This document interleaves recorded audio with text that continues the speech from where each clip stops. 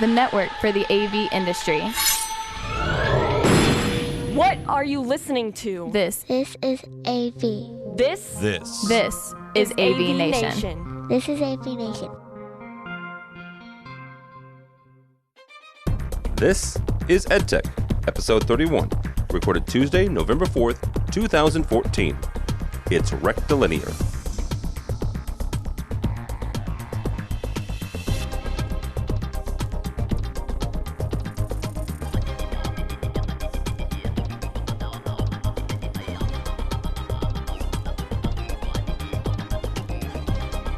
This is EdTech, the monthly look at the education market for the audiovisual industry. My name is Tim Albright. I'm your host. Welcome. If you're watching this live, it's election day, so go vote, Americans. If you're in Canada, I have no idea when yours is. With us, as always, Ernie Bailey from UAMS in the great state of Arkansas. How are you, sir? Tim, I'm doing great. Awesome. Also with us is Greg Brown from sunny California, UCLA. Go Bears. Yeah, probably leading the race for the craziest state political situation. Why is that? Is crazy Jerry? Sacramento's just like a basket case full of idiots and no money and. Yeah. Now don't talk to me about no money. I live in Illinois. All right, I live in Illinois, where our last two governors are still serving time. So. This is true. We don't have that distinction. You don't have that distinction. So, and we have a new guy, so you two be nice to him. His name is Mike Tomei. He is from Ithaca College, and I can't spell Ithaca apparently in the email I sent everyone. So, how are you, sir? Good. Thanks for having me on. Absolutely. Tell folks a little bit about yourself or about Ithaca, if you would, please. Sure. Ithaca College is a private college in central New York. We have about 6,700 students. We have about 300 different, I would say, spaces or rooms on campus that have AV installed, so we keep pretty busy. My job is to handle system design and project management. For all of our AV installs, we use installers for the actual installations. And before I worked at Ithaca, I worked at Harvard University for 7 years in their largest AV support department. And I'm a father of two boys, a 2-year-old and a 2-month-old, so I keep super busy with them. And most importantly, I've never missed an episode of this podcast. Wow. So, yeah.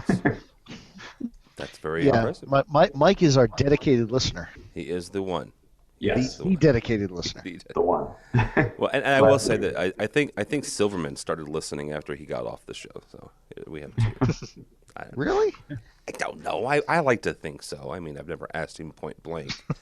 I have called him a couple times. I'm digressing. He works for Crestron now, and I've called him a couple times about some stuff. So anyhow, all right, let's kick this off. And he returns your calls? He does return my calls. Does he not? Does he not return your calls? I emailed him a time or two, but I think he's upset with me about. Well, we won't go there. What on earth could he? You took over the Technology Managers Council and saved him from that fate. What on earth could he possibly be upset with you?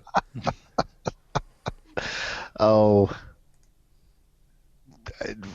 Never mind. Let's move on. All right, let's kick this show off. From Commercial Integrator, AMX Innova DVX passes the JITC or JITC testing.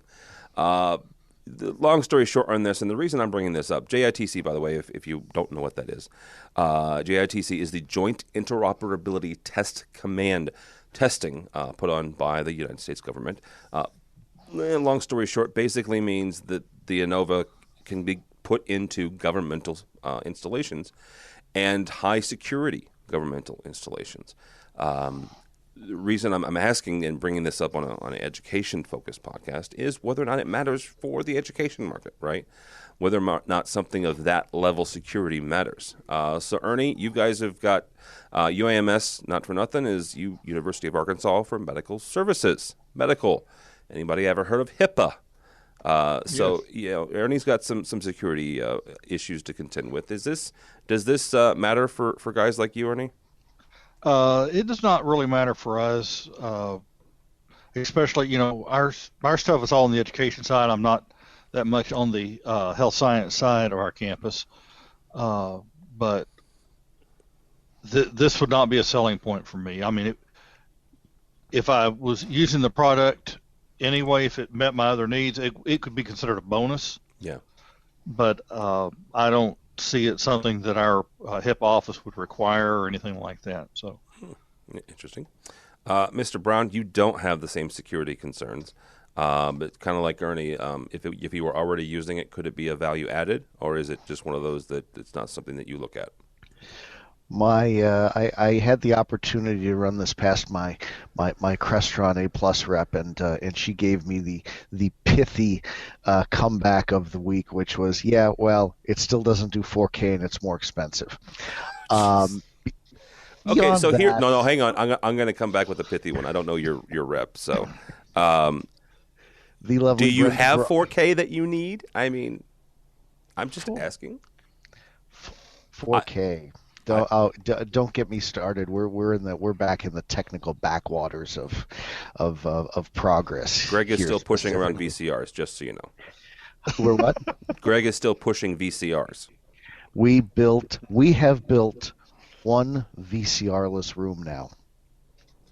This summer. Okay, I want so you're saying that the university, UCLA, like one of the biggest colleges in California, and as we know, the biggest states in the union, has only one single meaning one that does not have a VCR in its campus. My group, which handles the largest pool of the rooms, the general assignment rooms. And how many of those rooms do you have?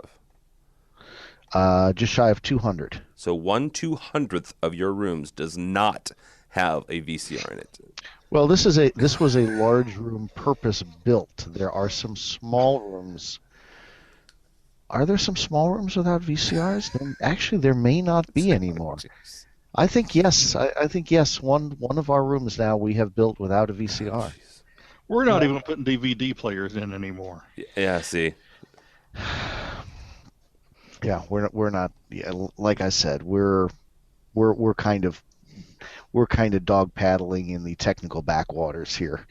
So this security level does not concern you, is what you're saying. Security? What's security? Exactly. Security, 4K. Who cares? The VCR is still there the next morning. That's security. It's actually probably not much of a theft target anymore. No, probably not the DVD player either. To Ernie's point. Yeah. Oh, actually, they're nice combo decks, to be honest. Oh, well, there you go. All right. Mike, we're going to give you your first crack here. Does this level of security concern either you guys at Ithaca or any other? You also said you worked at Harvard, so I would imagine that's someplace on that campus they would care about security. Yeah, probably more so at Harvard, I would say. At Ithaca, we just don't have any programs that require that kind of security. It looked pretty locked down when I was reading about it. They don't allow that device to go on the network. It's really kind of a standalone unit. So I guess you could put any old piece of AV equipment standalone in a room, and it's as secure as what they're saying. So, it's, but not something that we really seek out, that level of security. Yeah, that's actually a really good point. On AV Week last week, I brought this same story up, and something that a control manufacturer's rep told me about a year or so ago, that we don't need to worry about security because nobody wants to hack into a processor. I said that, and the host of our new show, POE, Tony Zotti, balked at that. He said, "You know what? If it's got an RJ40, if it's on the network, somebody somewhere is going to get bored or wants to hack into it." So, to Mike's point, yeah, that's one way to keep it secure is to keep it off the network. Oh yeah, we were working with our IT folks to figure out some weird anomalies we were getting, and they gave us basically a run of the things that were pinging some of our devices, and there was all sorts of stuff coming from like China and North Korea and stuff like that was like hitting our gear, wasn't able to do anything, but it was like, hey, is there something here we can mess with? Yeah. Yeah. It was actually kind of weird to follow some of the IP addresses back to, weird North Korean sites and things like that. Interesting. Somewhat disconcerting. It is a little disconcerting, and as here's the thing: as the internet gets bigger and bigger, and more of our things gets put online, we need to worry about security.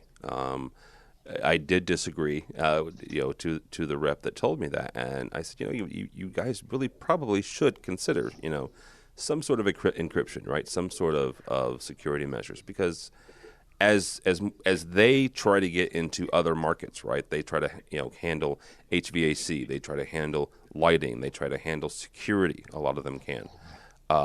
It becomes a target, right? And a lot of AMX, Crestron, a number of them are going after whole building automation, right? Right. That has to be secure. I'm sorry, you have to have some level of security on that. Yeah. Now, yes, getting it off of the internet and just keeping it in house is one way, but eventually somebody somewhere is going to be able to hack into it.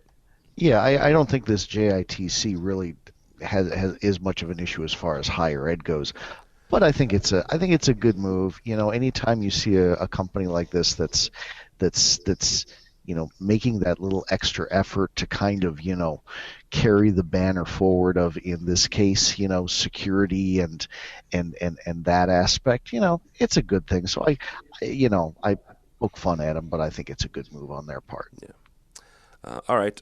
Moving on. Panasonic has a new ultra short throw lens. This is the ultra short throw is something that has kind of come into vogue the last few years because, let's be honest, there are a few things worse than standing in front of a classroom and having the wonderful projector bulb shine through your head.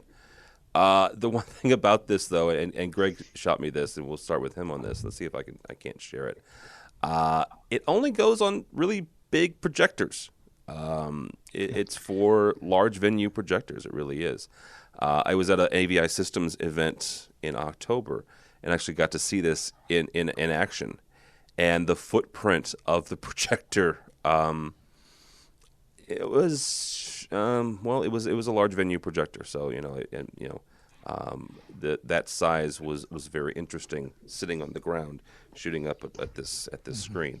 So, Greg, is it a good move forward? Do you think maybe this is something that they're putting out there, hopefully to kind of work into their smaller stuff?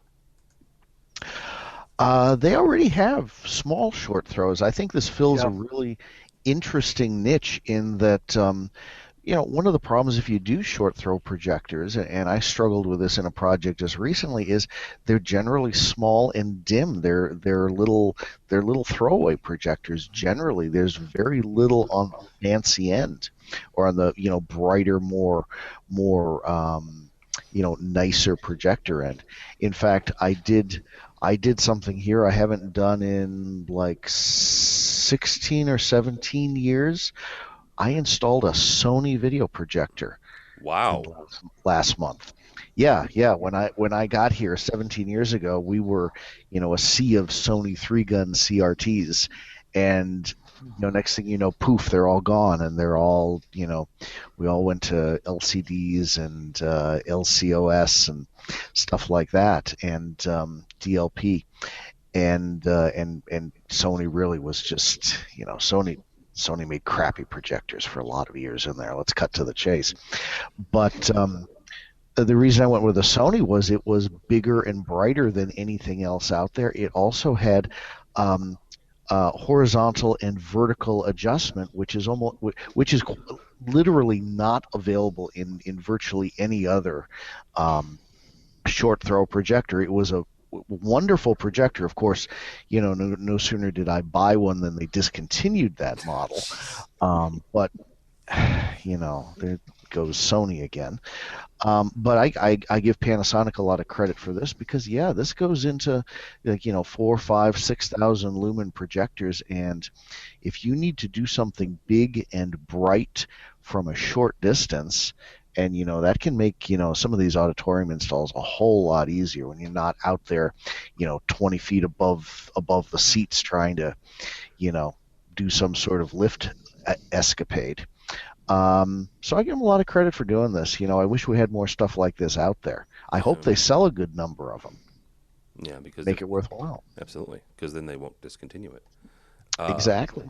Mike, is this something, or short throw something that you guys are starting to do at Ithaca? No, well, I think the only short throws that I buy are on interactive whiteboards. Okay. So they're small, 3,500 lumen projectors. And I agree that these are placed on their 7,000 lumen projectors that they have, which we have a few of these in our large lecture halls. We don't use the short throw lens, though. And I just couldn't really see a need for having that bright of a projector at that short of a throw. But I could see it being used in, like, say, museums where you have people standing right in front of what you're hoping to project, or digital signage where you need a much brighter projector at a short throw there. But everyone's experienced this with short throws. You really need an extremely flat surface to project onto because of the angle the light is hitting the screen. And this is an extremely short throw, so you must really, really need a flat surface. So I can't see it. You'd have to have some sort of tension screen or a flat wall that you're projecting onto for this to really work. Yeah, I'm actually going to bring, I think we mentioned the last time, I'm doing a project or my company's doing a project for Ernie, and I'm going to bring that project in here. Ernie has a big lecture hall. He has 3 of them that we're doing, but one of them is rather big. He has 2 huge projectors, very large venue projectors. So Ernie, in that space, is this something that would make a little more sense where you could, because of the distance between the projector and the screen, you could maybe come down a lumen or 2 if you're doing a short throw, or does that not make sense? Because to Mike's point, it has to be a very flat screen. It would have to be more of a tension screen. It would have to be a flat screen, and we do not have a tension screen in that room. And we have an ultra wide screen for dual images. So we learned early on that it's not a stable screen at all times. A little bit of wind movement, air handling kick in a little bit wrong, and the screen starts swaying, and that would be amplified with the short throw lens like you're talking about there. The other 2 lecture halls that you're doing for me, we have shorter throw lenses, but we're still folding with mirrors on rear projection. That might be an application for this, but I still prefer doing it the old-fashioned way with the mirrors, to fold the image and use a little bit longer lens. They're a little bit more forgiving, easier to work with. So, I like seeing them come out with a lens that'll work in more than one projector. I go back to the days of slide projectors. I'm sure Greg's probably about to putting slide projectors in classrooms now. Is that right? But it didn't matter what brand slide projector you bought. The lenses were interchangeable, and the lamps were interchangeable. You had a slide projector lamp, and it worked in the Kodak, it worked in the Elmo, it worked in the Bell & Howell, it worked in the Singer. And the lenses would work in all of them as well. And there were several manufacturers of lenses you could get depending on what quality you wanted.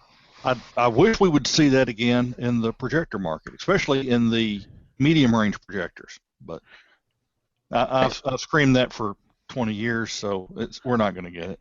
Well, some brands do that across their line. I mean, we are not to shill for Panasonic. There are some other companies also that are doing this, but we have a lot of Panasonics, and both our small and our mid-size projectors. So you're talking 4,000 and 6,000 lumens.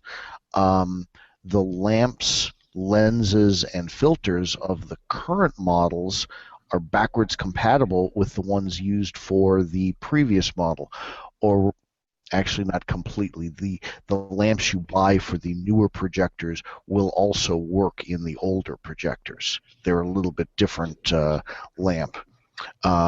So I've seen some companies move in that direction, and I think that's a start. The one application where I saw I don't know where it was, but where I saw this short throw projector used, it was a retrofit install in an auditorium where you had boards, down at board level. You had a screen up above it, and what it let them do was put the projector on the wall above the boards, project up onto the screen, such that your projector is mounted at like 9 feet fixed on the wall, as opposed to suspended over the audience somewhere. Much simpler install. That makes sense.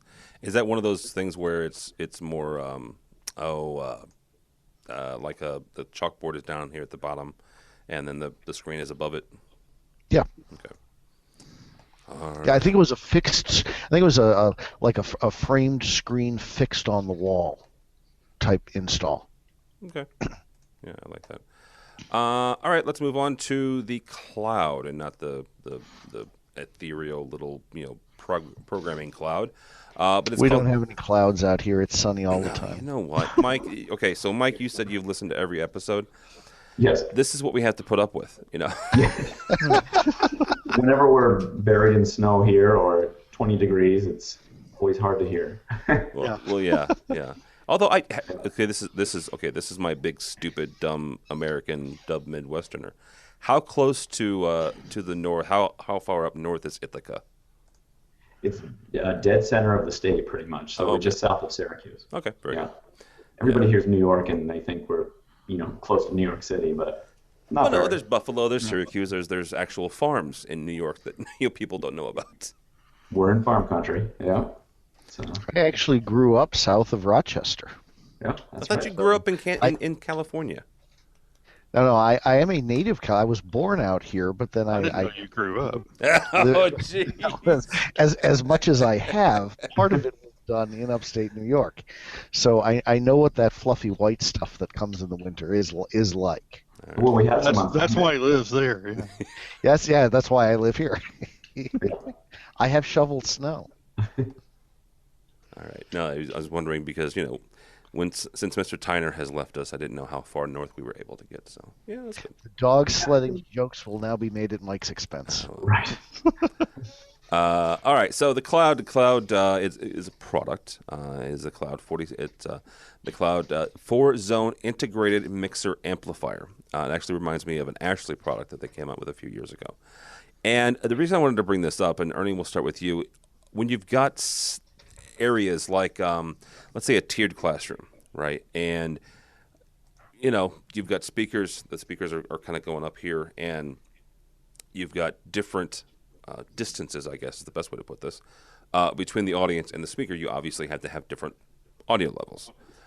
So is this kind of all-in-one product where you've got a mixer and the amplifier and everything all built in, or do you guys prefer really to kind of break things out and have kind of an audio processor which actually feeds your amplifier, which then feeds your speaker? I would much prefer to have a DSP in the system. I see too many user-accessible knobs for a system like what you were just talking about.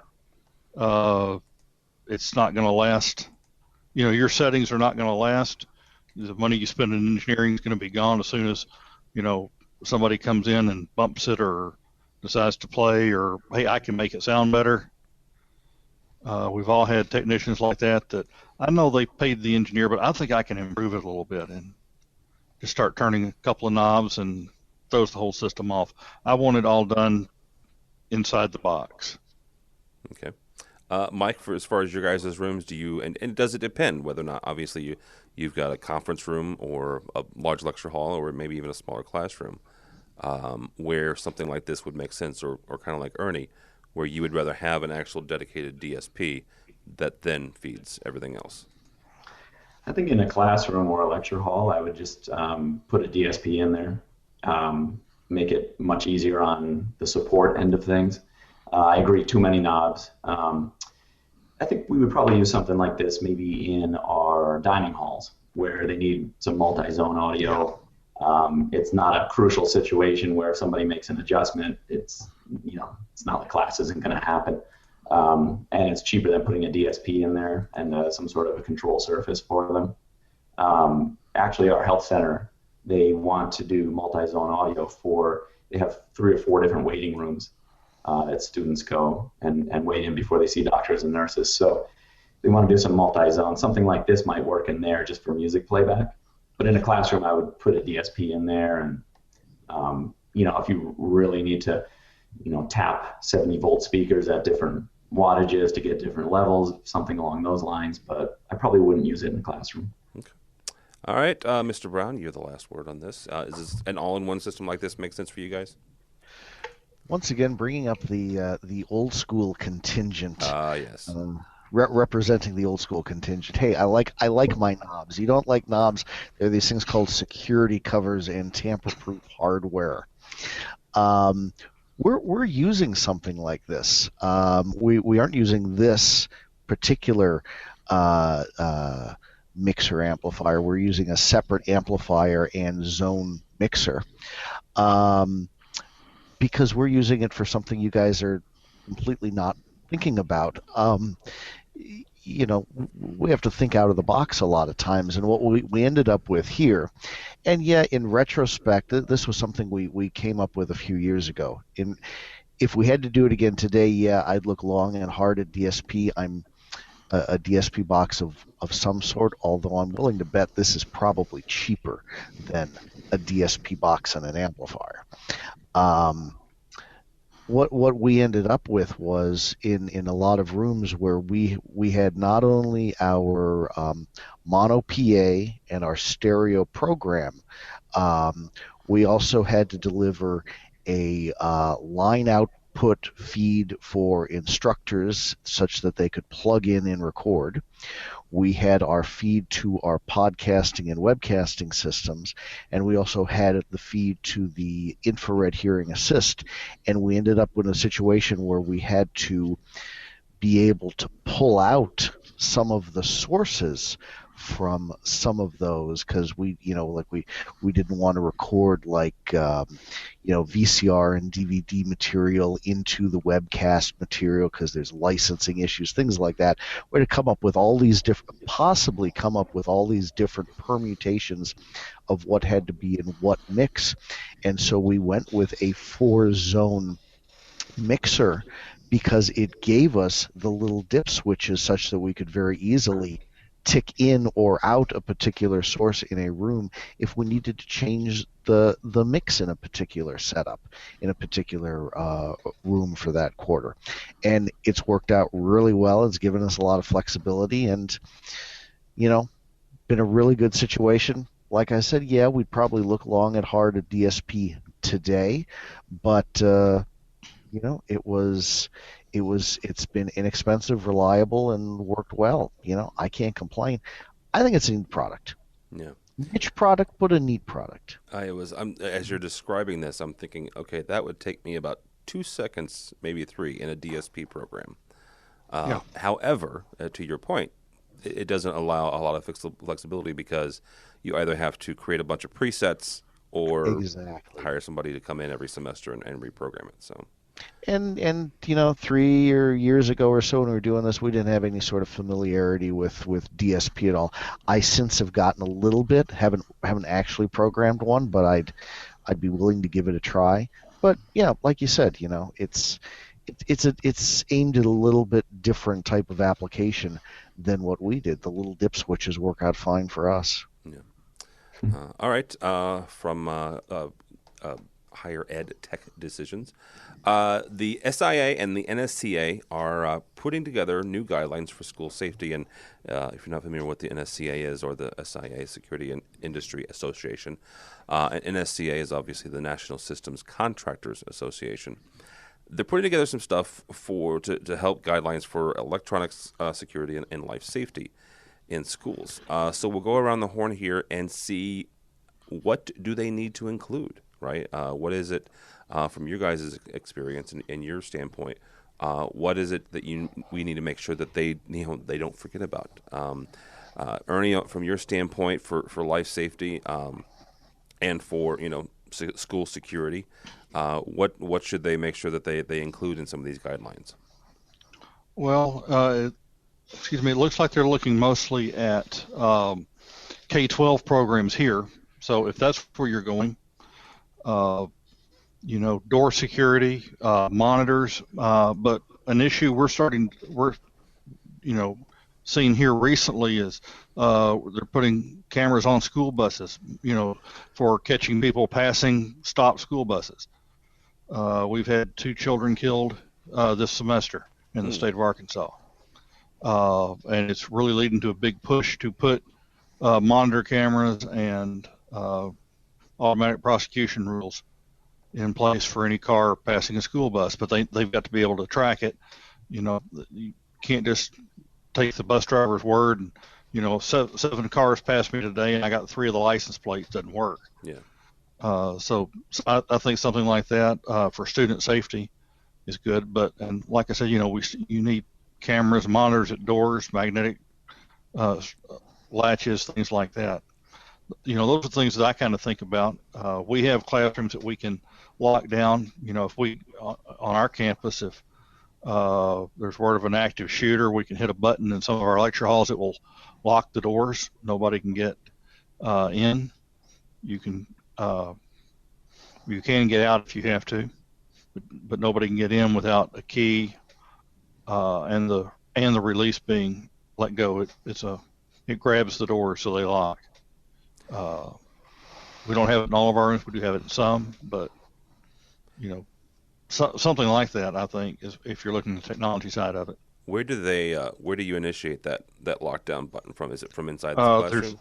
Inside the classroom, we have 2 buttons in the classrooms. In fact, 2 of the rooms that your team is working on for us right now, we have 1 button beside the lectern on the wall right behind the lectern, and 1 right by the main entrance doors. So a student can get up and push it real quick if the announcement was made. Okay. All right, Mike. From your standpoint, what are some of the things that the NSCA should make sure they don't miss on these guidelines? I guess on the AV end of things, obviously, emergency messaging in the classrooms using existing AV systems or digital signage, that sort of thing. We don't do a lot of that at the moment. We're getting our digital signage network up and running in the near future. But there's a lot. It's very hard because there's a lot of different contractors that are involved. You have AV contractors, electricians, life safety or security contractors. So when new buildings are being built, a lot of different building management systems or AV remote management systems are put into place, and there's not a lot of integration between them. So it's always hard to integrate those systems and have emergency messaging that's simple to use in a situation. Is that something where, because I ran into that when I was a technology manager, you have all these different systems, right? They had a system that would text people, that system that would flash up on the screen on the desktop in the classroom. How do you think we go about? Greg, we'll kick it off with you on this one. How do we go about making sure that all these disparate technologies and all these disparate integrators kind of get together and say, hey, let's come up with one good solid system here that is simple to use, like Mike said, but is able to contact everybody at one fell swoop?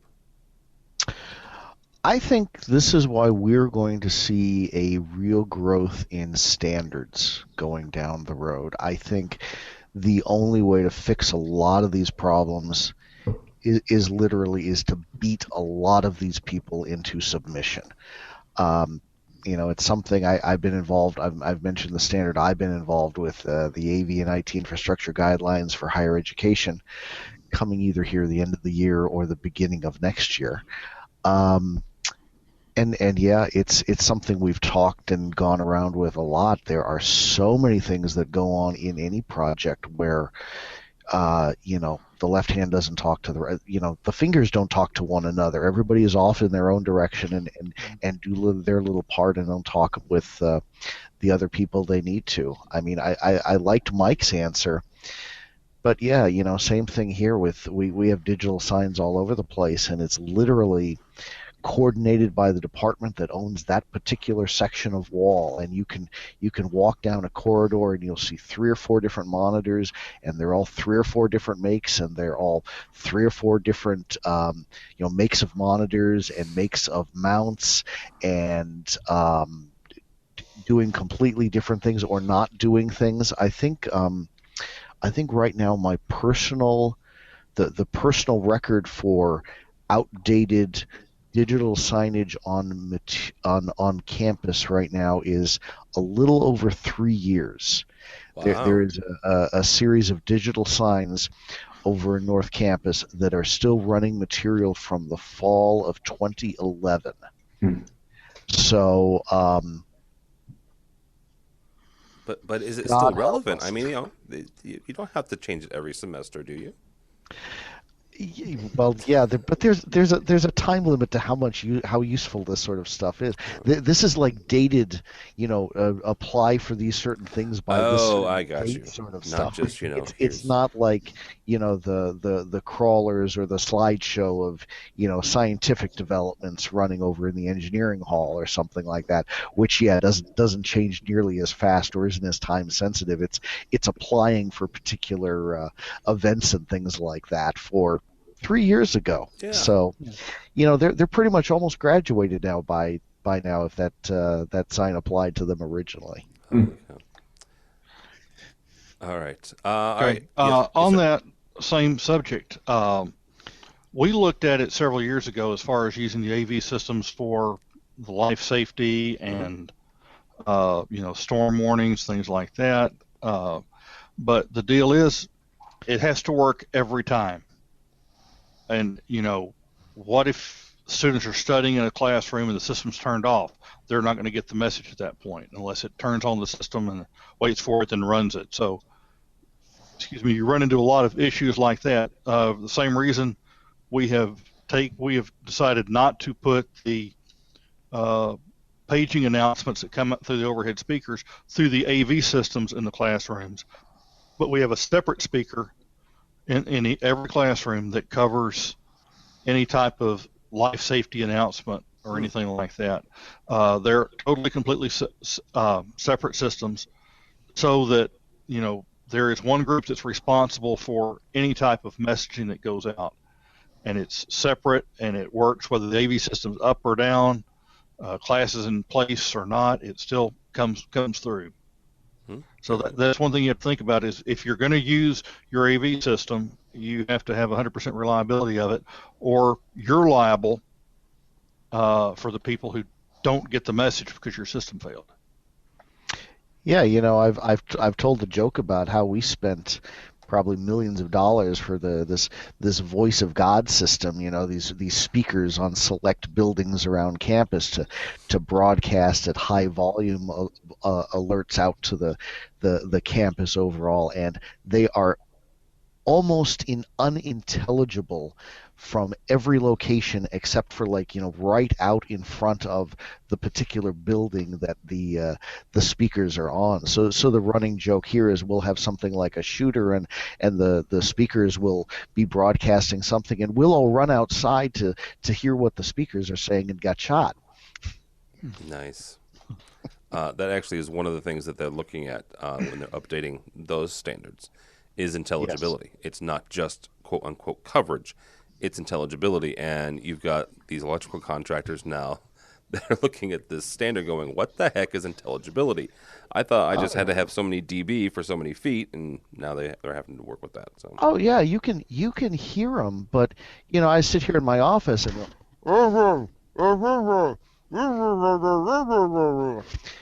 it's like great big brick buildings all on a nice rectilinear pattern. The reverb is fantastic.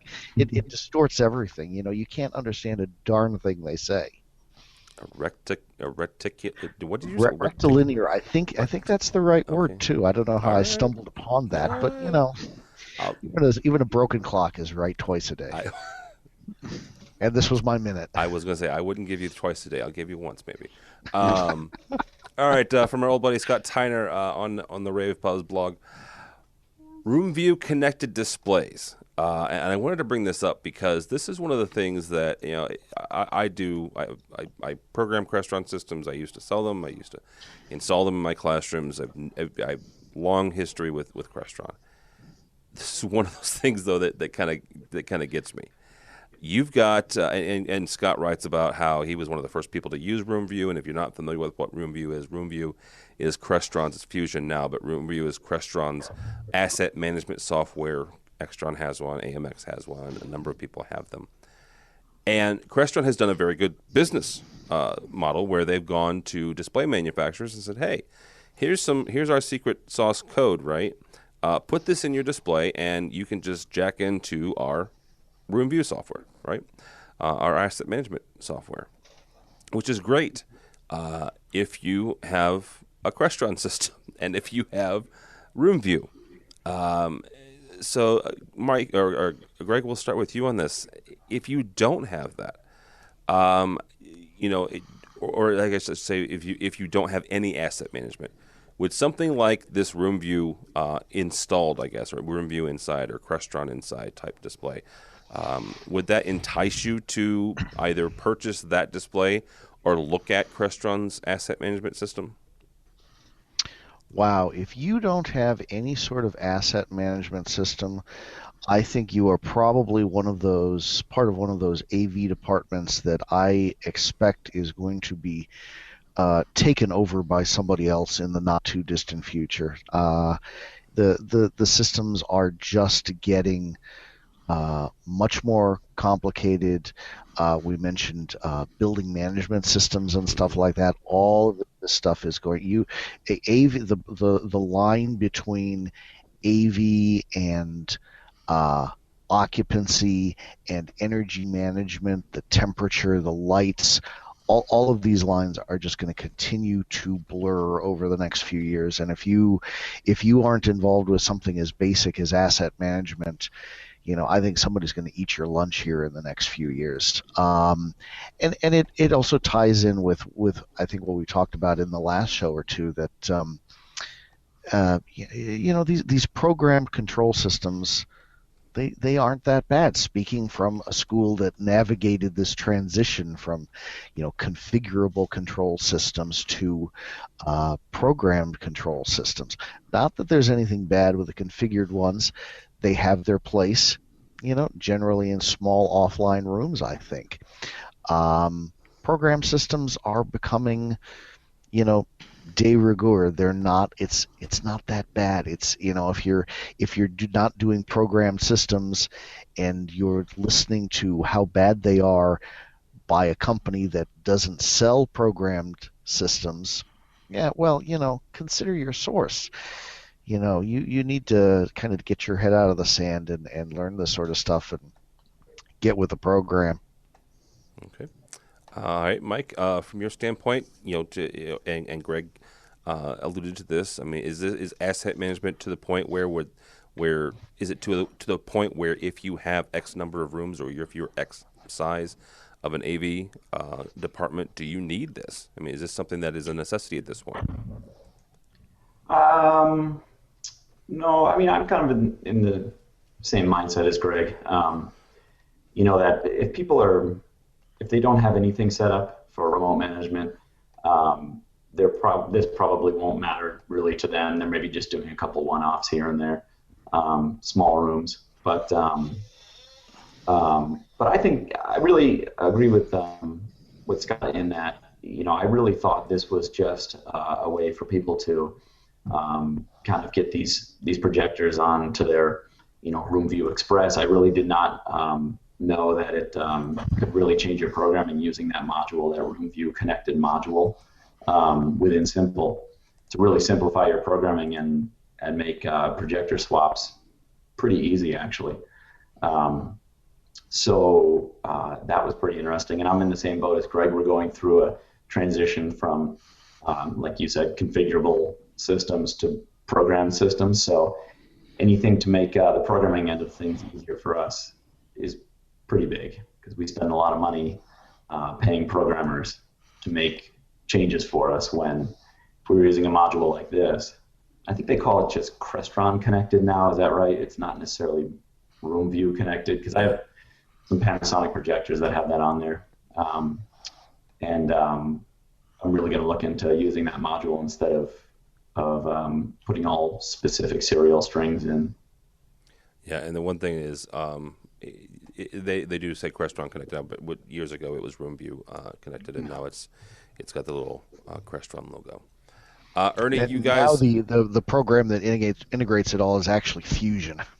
Yeah, Fusion is the one, and that Ernie is replaced Roomview, Yeah. or it's Fusion RV for Roomview. Right. But I mean, we've had Fusion and Roomview before that, and it surprises me that Scott didn't know that.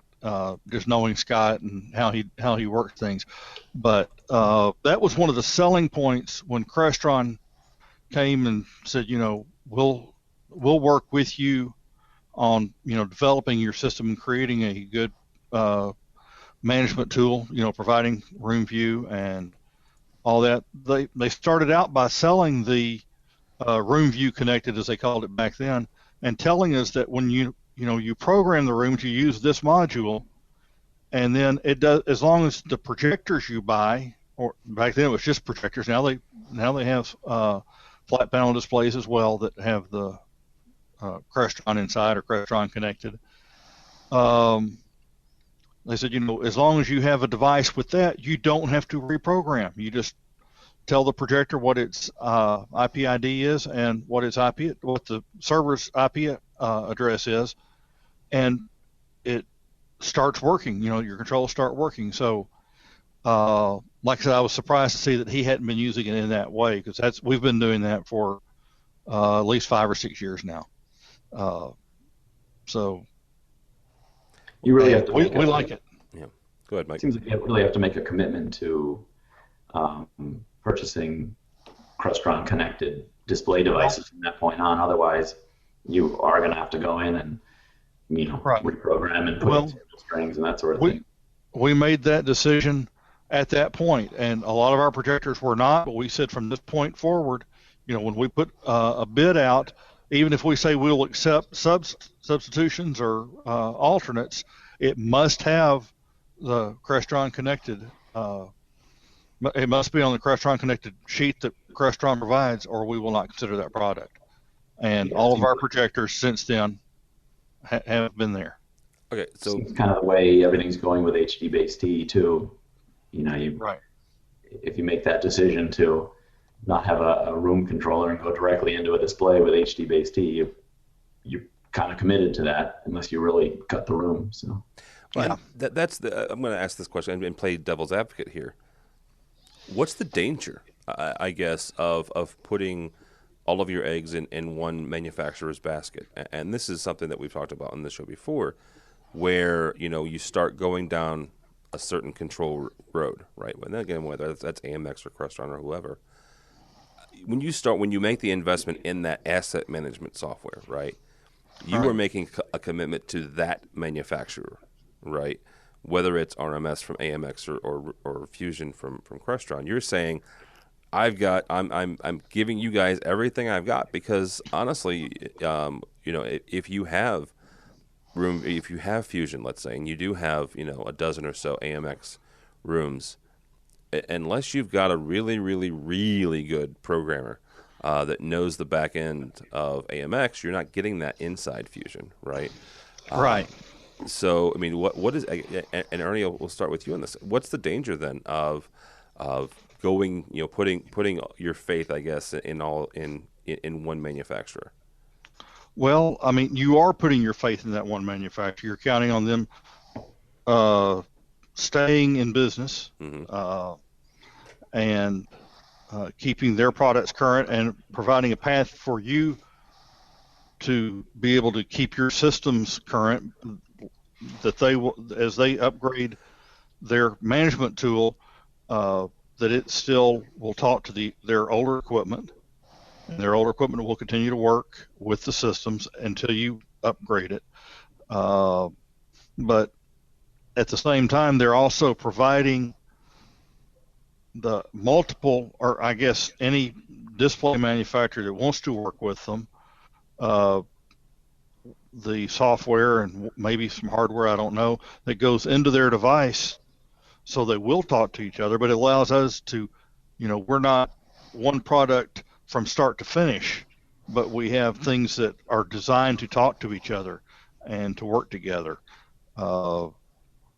So, I mean, anytime you go with a management system that's going to take over your whole system, you're going to be facing the same dangers of, what happens if they go out of business. Yeah.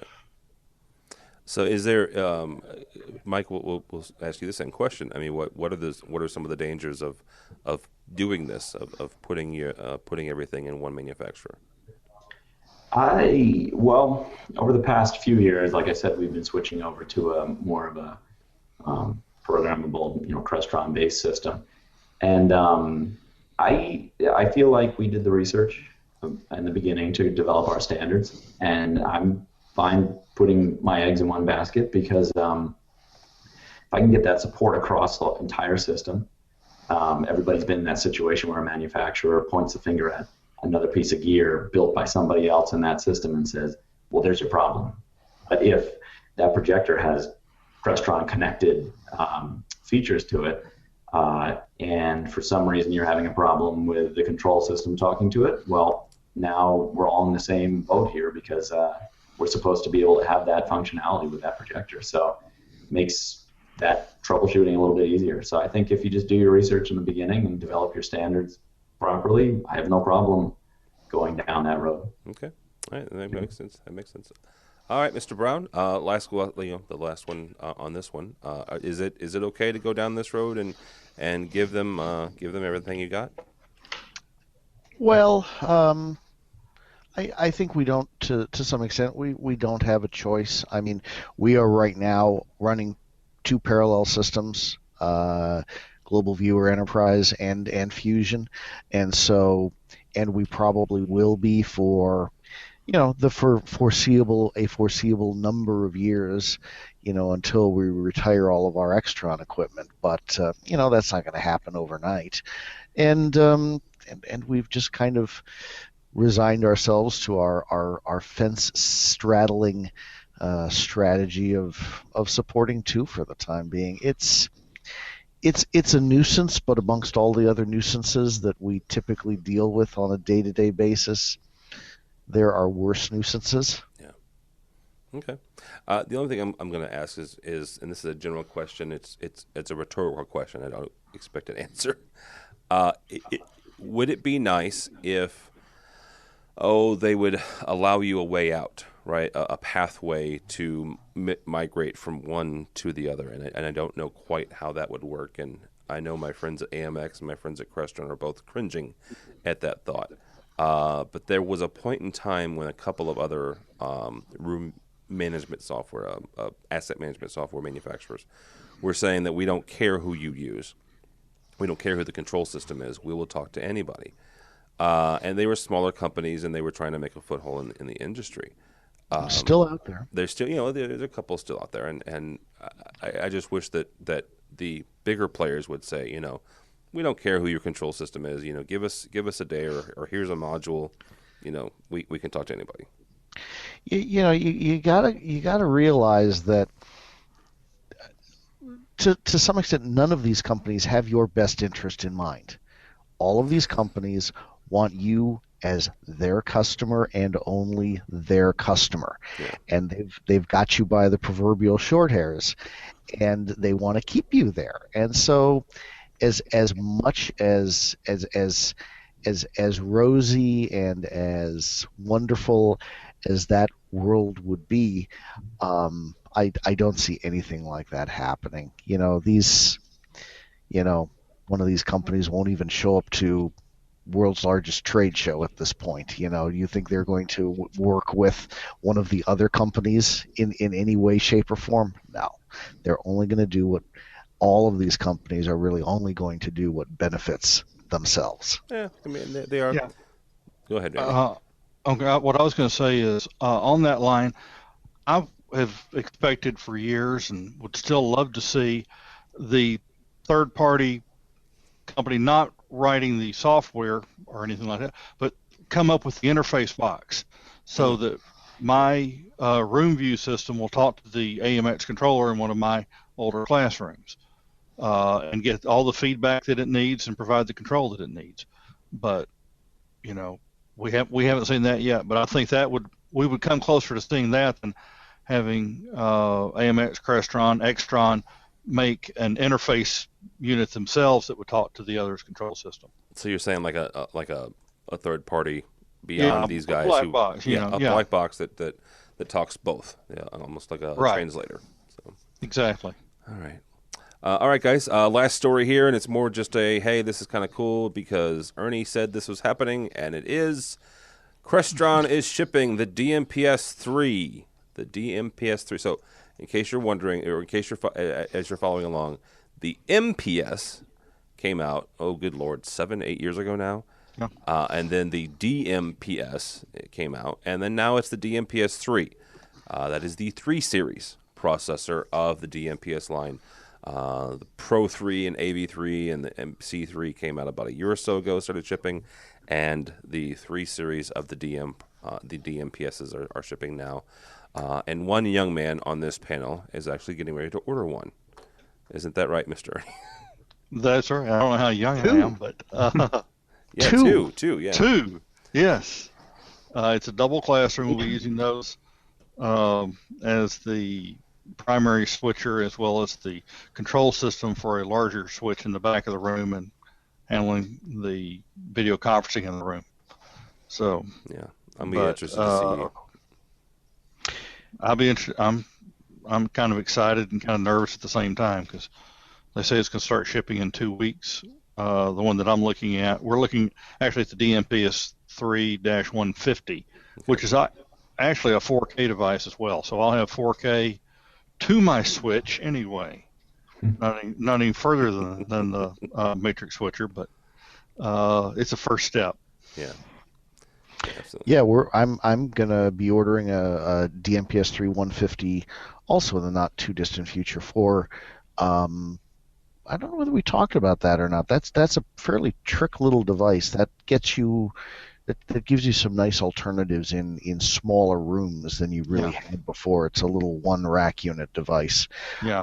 It was a real smart move on their part, I think. And this is a it's a 25 person computer lab, so it's a fairly small venue. I would consider some other equipment for it, some other more basic stuff for it, but it's got 2 larger sister labs next door, which are going to be built out probably this summer, that are going to require things like the 300s and stuff like that. And I just want to keep everything, nice and compatible, rather than, I don't need 3 different control systems in 3 different rooms. Why not? It makes life interesting. Variety is the spice of life. That right? is exactly it. Variety is the spice of life. All right, guys, that will do it for this month. I'd like to thank Mike Tomei. Mike is from Ithaca College. Thank you, sir. Yes, thanks for having me on. Where can people do you write? Do you tweet? Do you do any? If people want to find me, they can find me on LinkedIn. That's probably the best place. All right, very good. Also with us is Greg Brown from UCLA. Thank you, sir. Thank you. Greg is also the chairperson, at least currently, of the Technology Managers Council. Apparently they're looking for a replacement, so we're all going to nominate Mike. And where can people find you, sir?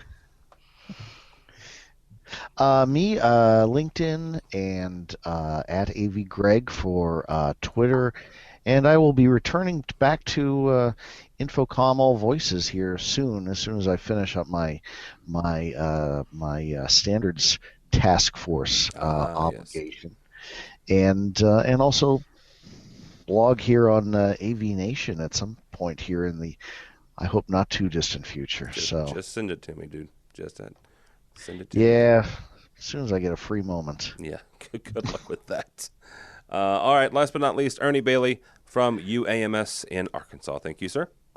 I'm glad to be here. And where can people find you? You can find me on LinkedIn. LinkedIn, all right. My name is Tim Albright. Don't try looking for me. I'm not very interesting. I tweet about football and stuff. So, but go by the website if you would, please, avnation.tv, avnation.tv. You'll find this program and a host of others. I made mention that we have a new program. We have 2, actually. One is hosted by Tony Zotti, talking about AV networking. very, very smart show. I got the chance and the pleasure to sit behind the scenes of the first one, and I learned an incredible amount. And then also our old buddy Phil Cordell, Hi-Fi, is doing the technology rap. If you are a fan of the rap genre and a fan of AV news, give him a listen or a view every week. He'll take about 2 minutes of your time, and he will rap. Yes, he will rap the AV news of the week. So check out that first episode from last week. It was very cool. So avnation.tv, avnation.tv. Thanks so much for listening. Thanks so much for watching.